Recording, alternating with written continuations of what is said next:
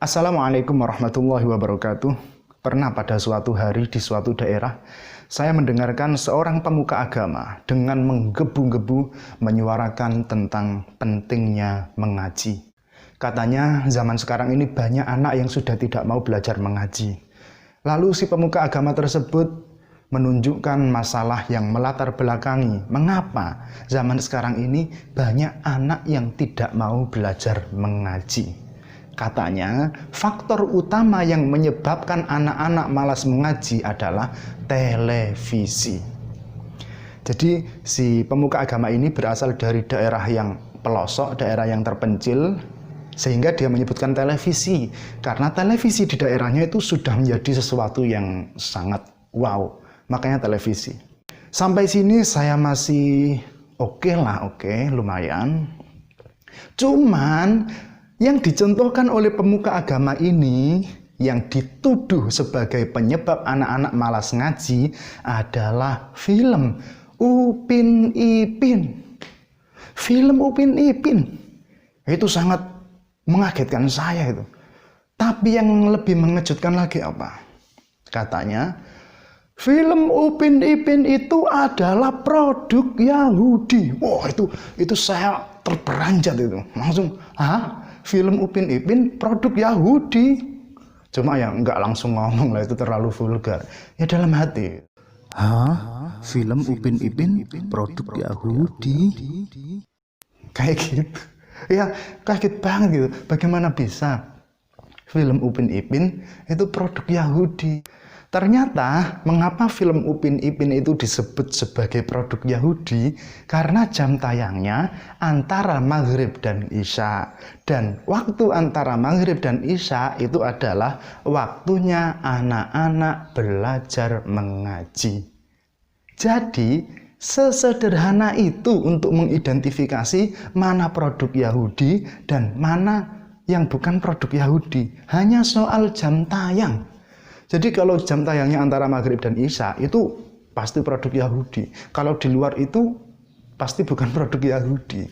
Nah, ini kalau itu benar, jangan sampai orang Yahudi tahu video ini. Bisa-bisa jam tayangnya dipindah.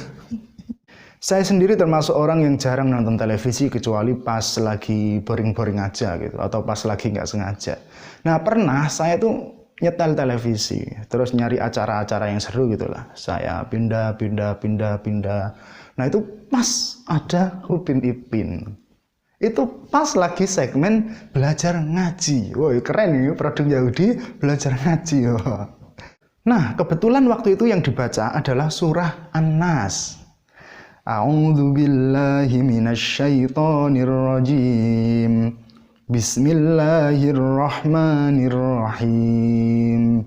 Qul a'udzu birabbin nas, malikin nas. Saya sebagai orang yang bisa mengaji ketawa.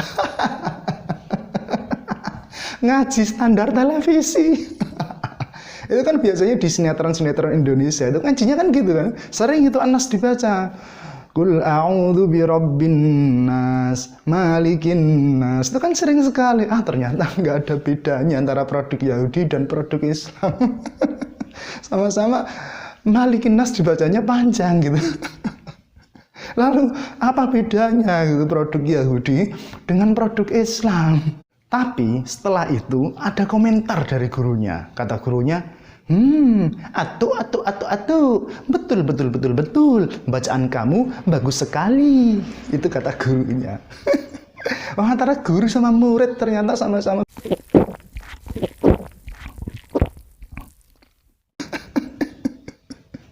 Tapi ternyata saya salah. Gurunya lalu melanjutkan bahwa cuman ada beberapa bacaan nak perlu diperbaiki.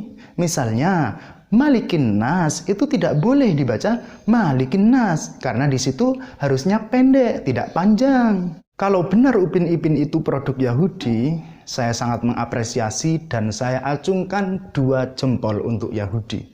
Dan kita pun harus berterima kasih kepada Yahudi yang telah bersedia mengkoreksi dan membetulkan bacaan-bacaan yang salah yang biasa terjadi di film-film produk Islam, khususnya sinetron religi Indonesia. Jadi, fenomena semacam itu ada hubungannya dengan gangguan mental atau bisa juga disebut dengan paranoid. Paranoid adalah semacam ketakutan atau kecurigaan yang berlebihan. Seakan-akan semua orang itu memiliki niat jahat terselubung kepada kita.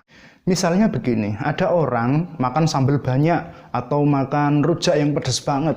Lalu perutnya sakit, dia datang ke dokter, diperiksa sama dokter. Dokternya bilang, oh ini nggak apa-apa, nanti juga sembuh. Tapi ini sakit banget dok. Enggak, tenang saja, biasa aja. Dia nggak percaya sama dokternya. Terus di pikirannya itu, saya tahu ini pasti kerjaannya si A sama si B. Dia itu benci banget sama saya. Dia pasti datang ke dukun, lalu nyantet saya. Nyantet. Gara-gara makan sambal kok dibilang nyantet. Ini namanya paranoid. Atau orang yang jalan, terus di belakangnya ada orang jalan juga. Dia merasa kayaknya orang ini ngikutin saya ini. Padahal ya jalannya kebetulan searah aja gitu. Nah, paranoid itu juga bisa menyerang keberagamaan seseorang. Jadi kayak semuanya itu menyerang agamanya gitu. Kayak tadi itu Upin Ipin. Ini pasti produk Yahudi. Ini pasti mau menghancurkan Islam. Ini pasti biar anak-anak nggak mau belajar ngaji, biar nonton Upin Ipin terus gitu. Itu namanya paranoid. Dan sekarang ini itu banyak sekali orang-orang yang dalam keberagamaannya itu terserang paranoid. Terus lagi, ini kan lagi masa-masa pandemi gitu kan. Terus waktu itu masjid ditutup, ibadah sebaiknya di rumah aja gitu kan. Itu dibilangnya ada kebangkitan PKI. Terus boleh jamaah, tapi nanti softnya direnggang-renggangkan, cuci tangan, pakai masker dan lain sebagainya itu yang mengikuti protokol kesehatan. Terus nanti ada wacana bahwa haji dari Indonesia untuk tahun ini diliburkan. Apa katanya? Katanya Cina mau menyebarkan paham komunis.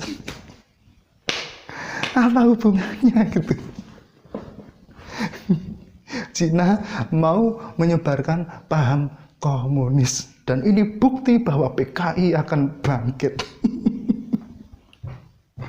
Ya, ini namanya paranoid ya. Nggak usah terlalu berlebihan seperti itulah. Nggak usah berlebihan lah, percayalah al-Islam ya'lu wa la yu'la alaih. Dan banyak-banyak saja berdoa, tsabbit qalbi ala dinik. Nggak usah takut, nggak usah khawatir, apalagi sama PKI. Nggak usah khawatir. Ala inna awliya Allahi la khawfun alaihim wa la hum yahzanun. Mudah-mudahan kita termasuk golongan itu. Amin Allahumma amin. Mudah-mudahan kita dan orang-orang di sekitar kita, khususnya umat Islam, terhindar dari penyakit paranoid yang berbahaya ini. Wallahul muwaffiq ila aqwamit thoriq. Wassalamualaikum warahmatullahi wabarakatuh.